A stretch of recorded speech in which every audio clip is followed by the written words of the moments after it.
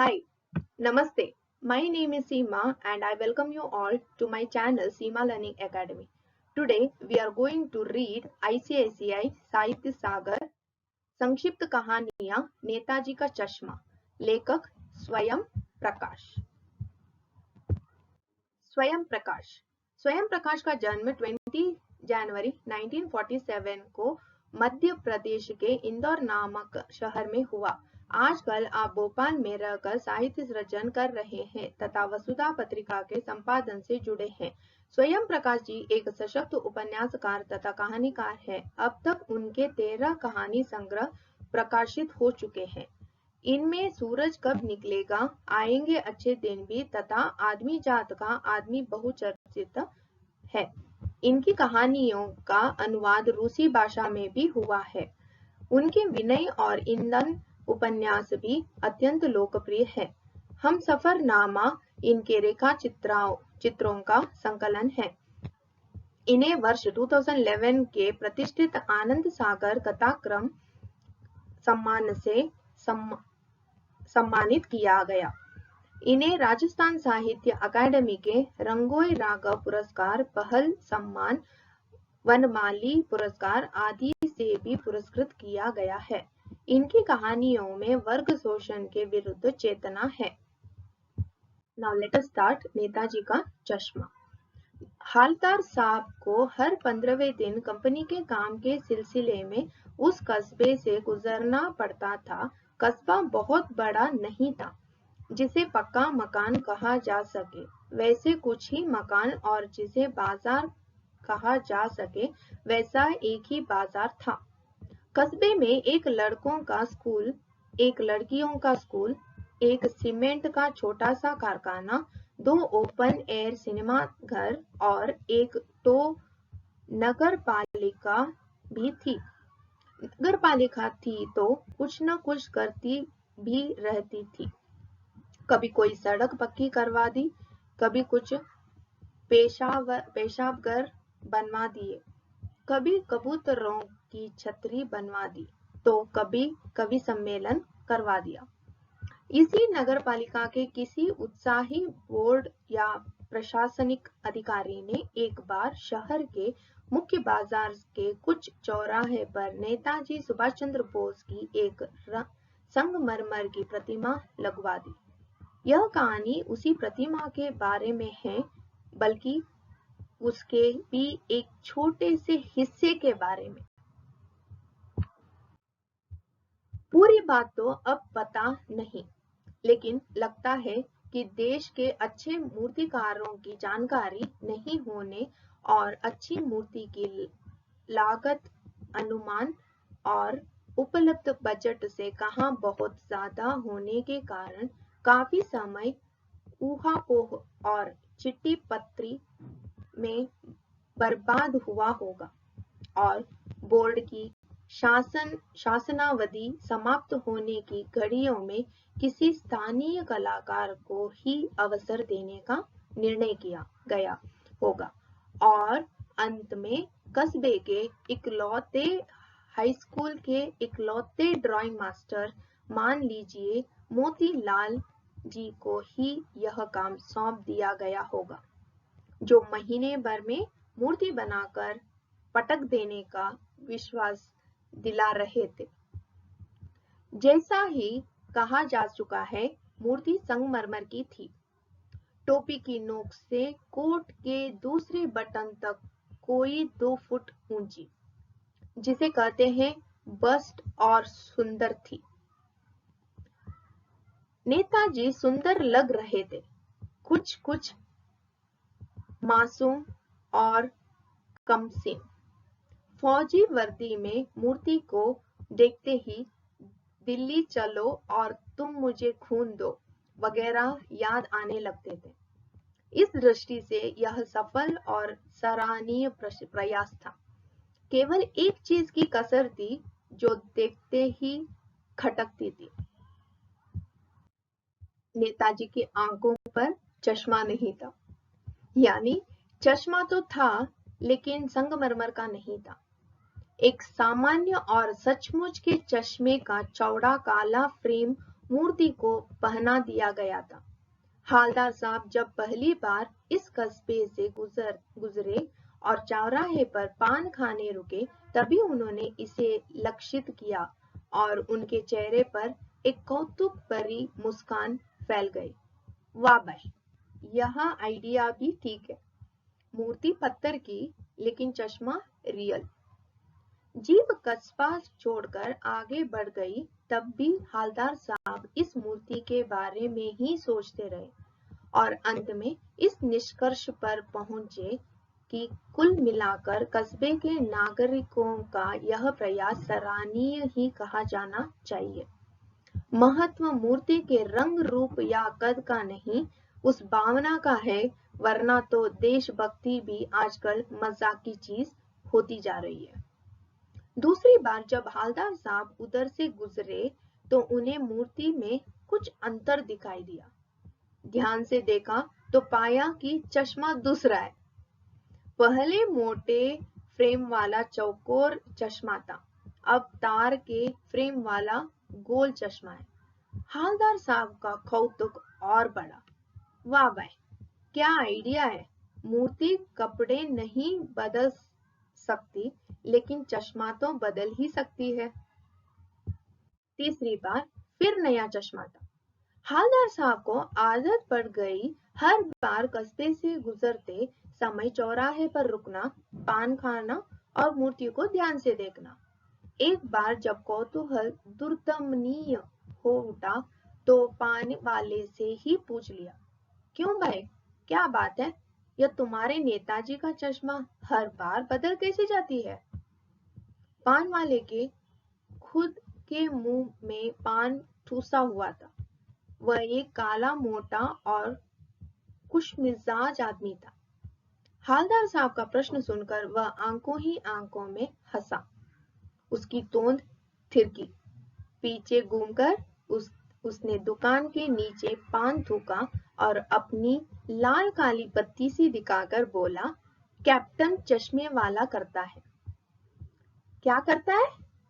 हालदार साहब कुछ समझ नहीं पाए। चश्मा चेंज कर देता है, पान वाले ने समझाया। क्या मतलब? क्यों चेंज कर देता है? हालदार साहब अभी भी नहीं समझ पाए। कोई ग्राहक आ गया समझो, उसको चौड़े चौकर चाहिए, तो कैप्टन किधर से लाएगा?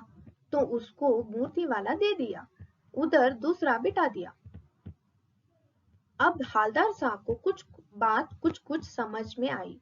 एक चश्मे वाला है जिसका नाम कैप्टन है, उसे नेताजी के बगैर चश्मे वाली मूर्ति बुरी लगती है, बल्कि आहत करती है, मानो चश्मे के बगैर नेताजी को असुविधा हो रही हो। इसलिए वह अपनी छोटी सी दुकान में उपलब्ध गिने चुने फ्रेमों में से एक नेताजी की मूर्ति पर फिट कर देते हैं। लेकिन जब कोई ग्राहक आता है और उसे वैसे ही फ्रेम की दरकार होती है जैसा मूर्ति पर लगा है, तो कैप्टन चश्मे वाला मूर्ति पर लगा फ्रेम संभवतः नेताजी से क्षमा मांगते हुए लाकर ग्राहक को दे देता है और बाद में नेताजी को दूसरा फ्रेम लौटा देता है। वाह भाई, खूब, क्या आइडिया है। लेकिन भाई, एक बात अभी भी समझ में नहीं आई। हालदार साहब ने पान वाले से फिर पूछा, नेताजी का ओरिजिनल चश्मा कहाँ गया? पान वाला दूसरा पान मुंह में ठूस चुका था। दोपहर का समय था, दुकान पर भीड़ भाड़ अधिक नहीं थी।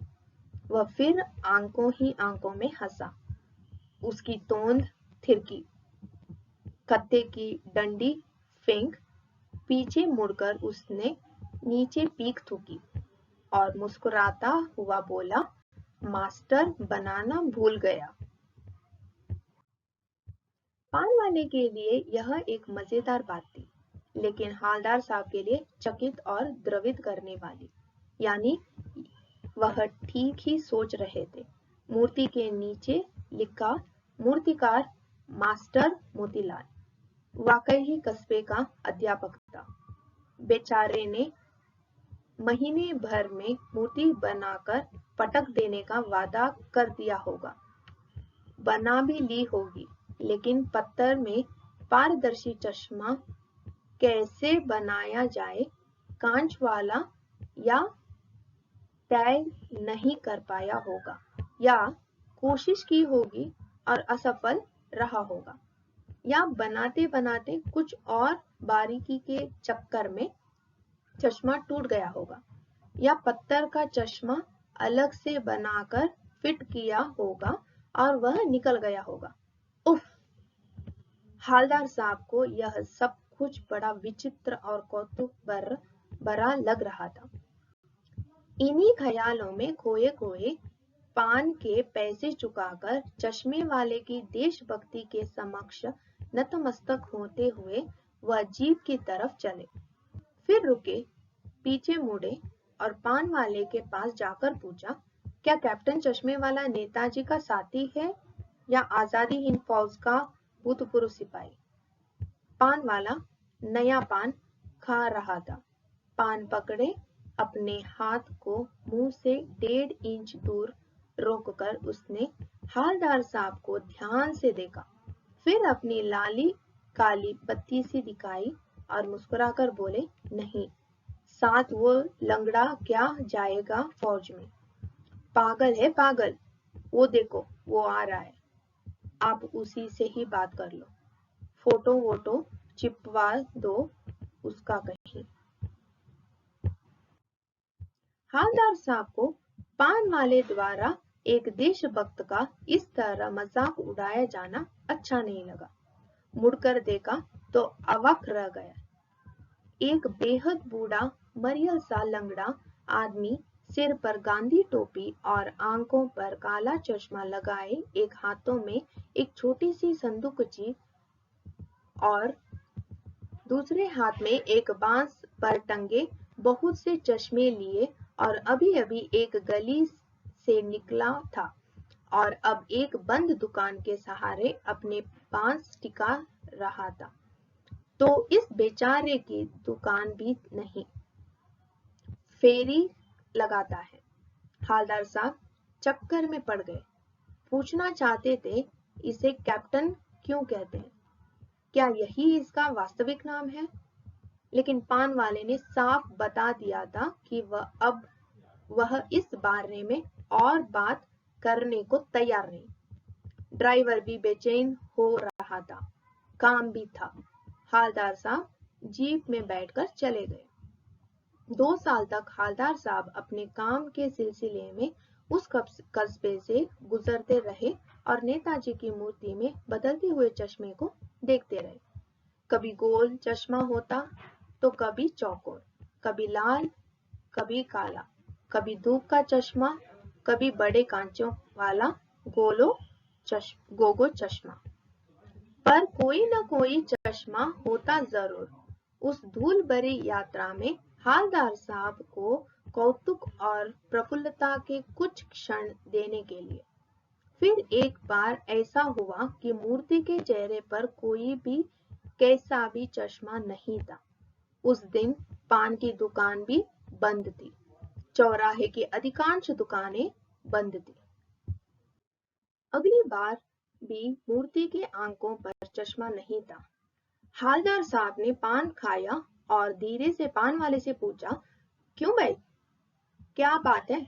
आज तुम्हारे नेताजी के आंखों पर चश्मा नहीं है?